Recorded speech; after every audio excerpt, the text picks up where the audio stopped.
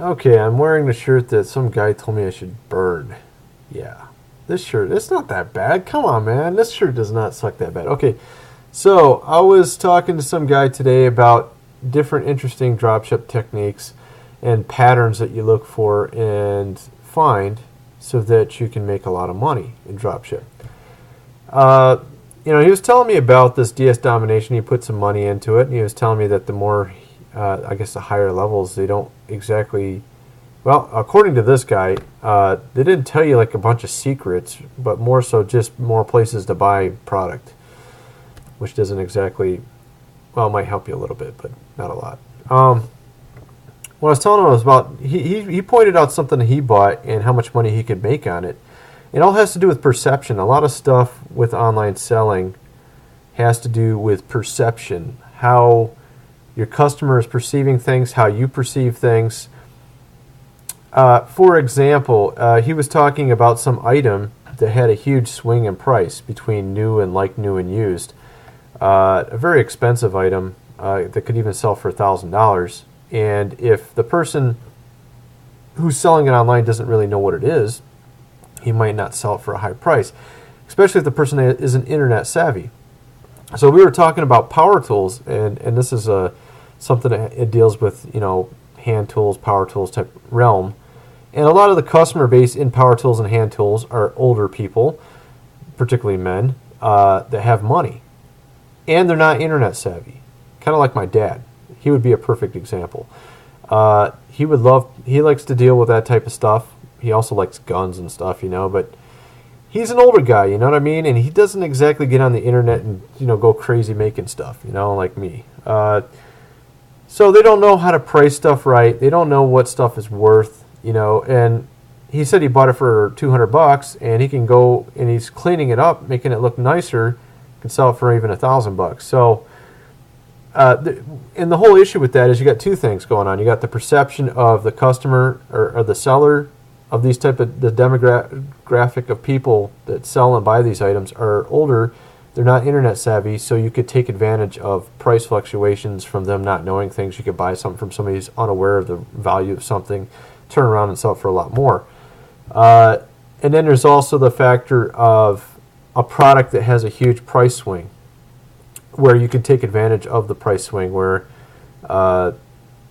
and it's all about perception too, on the value, on the quality of the item. Is it like new, new other?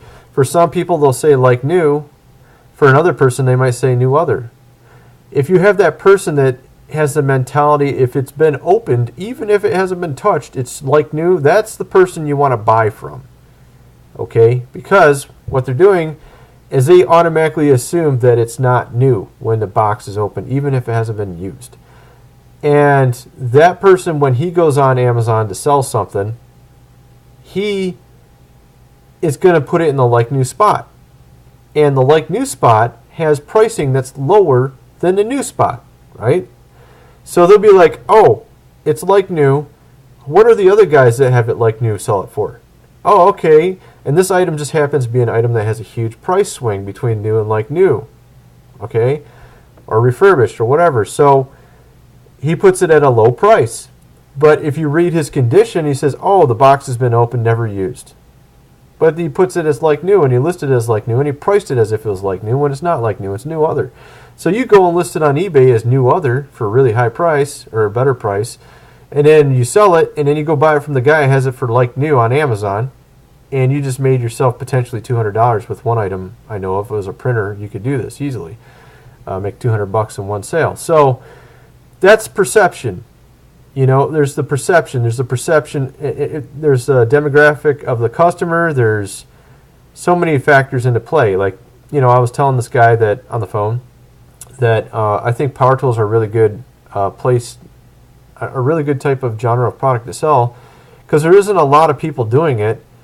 And now everybody's going to go do it because they watch this video, right? No, but I mean, there's a lot of stuff like this.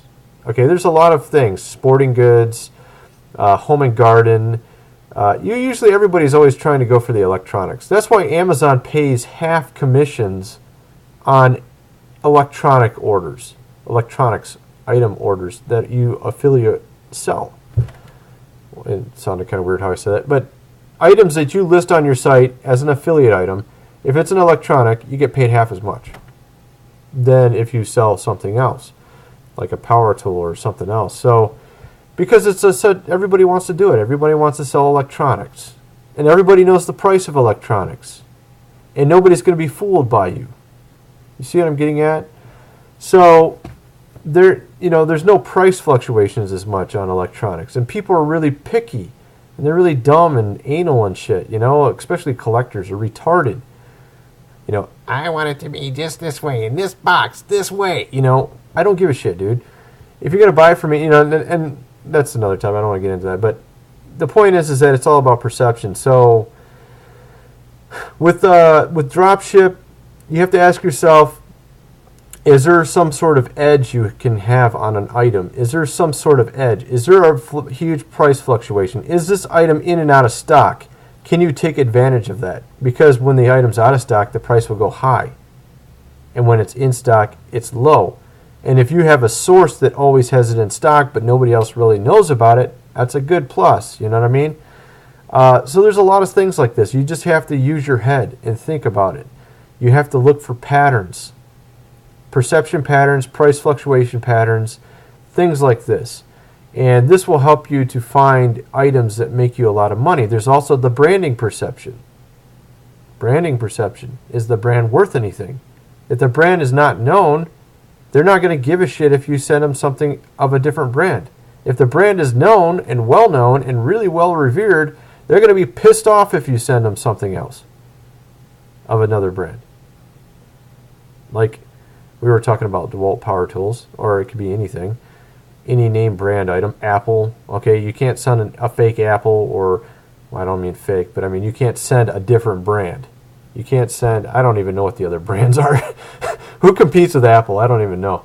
You can't send some other brand, Rio or what, I can't even remember what they were, man. I used to sell some of them. There's other types of players and stuff out there that compete with Apple. Or I guess we could talk about cell phones. You have Samsung Galaxy, okay? Versus the Apple iPhone. Let's just talk cell phones. I don't want to talk about iPods and shit. Because iPod doesn't really have any competitors. I mean, the ones they did have are gone, pretty much. But, because the brand is so valuable and everybody knows it, you can't substitute. You can't send a Samsung Galaxy to a guy who buys an iPhone. He's going to be freaking pissed off at you.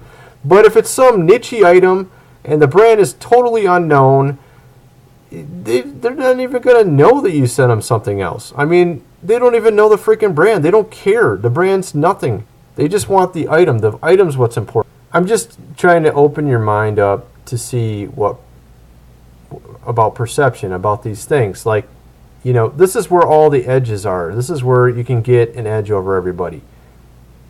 Are they forgetting if you have a competitor and they're listing on Amazon or eBay, and they're listing on a particular category or on Amazon, it'd be a particular product listing, maybe they're lazy. Most people are lazy. Most of your competitors are lazy. And maybe they didn't think of another category. Maybe they didn't think of another listing. There might be 4 listings for an Apple iPhone. Actually, probably a lot more than that. But let's say for a particular model of Apple iPhone, there's like 5 listings of it. Okay, your competitor, he might be sort of lazy. He might have listed on 2 of them. You can list on all 5. Okay, list on all 5. The 5th one might not be well known, but it might not have a lot of sellers on there, and it might have a lot of traffic, and you might get tons of sales on it. And stuff like that. Or, on eBay, they're lazy with keywords or lazy with categories. They don't think about the fact that their customer could write in another word often that they didn't put in their title. Or they might go to a category they didn't think of. So I would actually make a lot of money doing that stuff. And this is, in a sense, kind of like niching or making your own pie, making your own profit pie. You're carving out your own stake, your own territory. And you can do this with dropship, man. I mean, if you just are very two-dimensional and you're like not thinking at all while you're trying to pick dropship items or trying to list items, you're not going to make a lot of money. The money's all in, picking the right items, making sure that you price them right, and using some of the leverage techniques, for categories, and then also niching items too, depending on what we're talking about. If it's an info product, or it could be a certain type of electronic. Maybe everybody's selling a certain particular model, and there's a different variant model that's not as well known, but nobody's selling it. You sell that one, and you could have the whole freaking market on it. There's also like flood patterns with sales, flood patterns, where, I'll notice it once in a while, and I've had it happen many times. Like you're selling particular items that make, good sales, but once in a while they'll just start going crazy and selling like crazy. And if you're selling like 20 different items, once in a while, item number 1 will sell like crazy for a while, and then it'll just stop selling like crazy. And then item number 5 will start selling like crazy for a while. Or a new version of whatever, you put it up, a new version of whatever you've been selling, and it starts selling like crazy.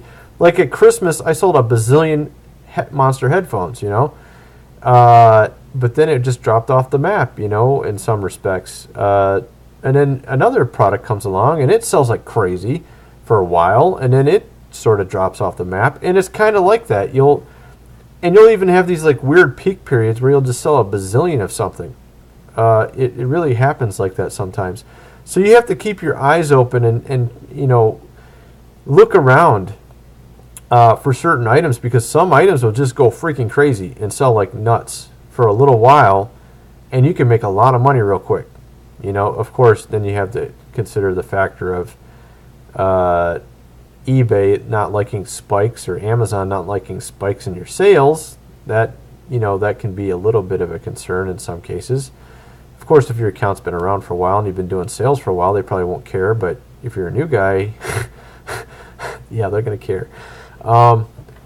Okay, so, I was just trying to point out some patterns here. It's, all this perception stuff, it's for everything. It's even for understanding your customer. You have to put yourself in your customer's shoes, especially these days with eBay and Amazon. You have to know what your customer wants. You have to specifically make your advertisement right. You have to understand what they're thinking. You have to detract from buyers who want to buy a specific item a certain way, and you don't have it that specific way. So you need to somehow let them know, hey, this isn't this model, this isn't this isn't that. To scare away all the guys that are going to buy it and then give you shit because they didn't read your ad right or something, or it wasn't entirely obvious that you were selling the other version, or a slightly different color, or whatever the hell it is. So you have to make sure you understand that. And then also the factor of shipping times. Always put in longer than it takes, no matter what, because this will improve your feedback. If you put in a short time, like 3 days, and it takes 4 days, they're pissed. If you put in 5 days and it takes 4 days, they're happy. You see what I mean? It's all about perception. It's what you told them. You already told them some stuff. They read it. You told them it. They think, you're obligated to follow what you said. So that's, So this perception is where all this is, where all the money is. Oh, a bunch of birds. What the heck? That's kind of weird. A bunch of birds chirping outside. I haven't heard anything like that before. Oh well, whatever. So, it's all about perception. And knowing what your customer wants, knowing what they're thinking, that's what keeps the orders clean, keeps your feedback high. And then looking for some of these patterns in products to find the ones that make you a lot of money. And sometimes there's times when an item doesn't sell very much, and then later it sells like crazy. Okay, so, and it's not all at Christmas either. It's not. Trust me. There's times where I've had items just sell like nuts for some strange reason, and then later it stops. Why? I don't know. People just wanted to buy it then. Maybe there's a bunch of sellers that quit selling it then. I don't know what the hell happened, but for some reason I got a lot of sales. I don't really care as long as I got the sales, right? So, you got to look for all these patterns. You got to keep your eyes open. Sometimes you could double your money just by looking at patterns in your own sales. Can I get a better supplier? Can I increase the price? Am I maximizing my profits? You know, it's all about thinking things through. I know it's, you know, people don't want to do that, but the thing is if you think it through now, you have less work to do later. You make more money later. If you think it through now, you get it right now, then later you're making more money, you're doing less work, you're happier. But you have to sit down and figure it out now. This is kind of the trick, you know. And of course, there's also maximization, you know, with timing of things too. You know, if an item's selling really good, can you list it more? Can you list it on other days? Can you list it at different times? You got to experiment some. So I was trying to throw some tips out on this video, mainly dealing with perception, figuring out patterns and seeing where things are so that you can improve and get better products and make more sales and make more money.